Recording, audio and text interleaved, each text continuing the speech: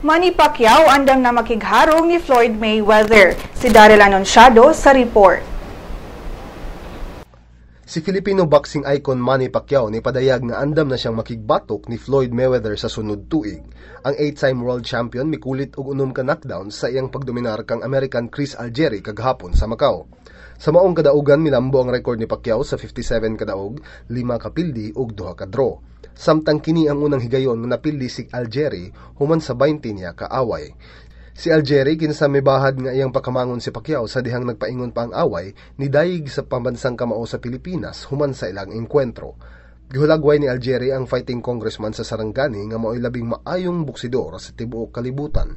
Samtang sa interview sa Sunstar website, si ALA President ug CEO Michael Aldeguer ni padayag sab nga base sa iyang kaugalingong assessment, andam na gyud si Pacquiao sa Mayweather fight. Right now, I feel that they have to do it next year.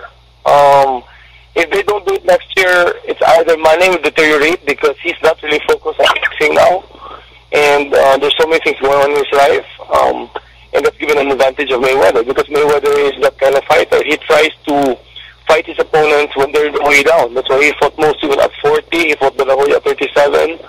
He fought Cotto at a later age.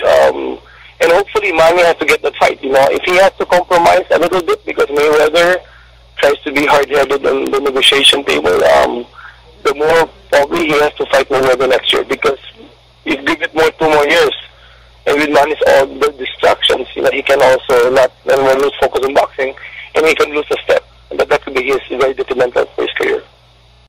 Kapila ka beses giplansya ang away ni Pacquiao ug Mayweather apan pirmi kining makawang tungod sa isyong bahinay ug kwarta.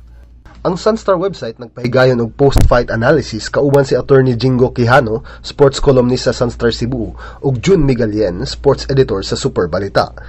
Mahimong makita ang replay sa post-fight analysis sa blogs.sunstar.com.ph/pacman.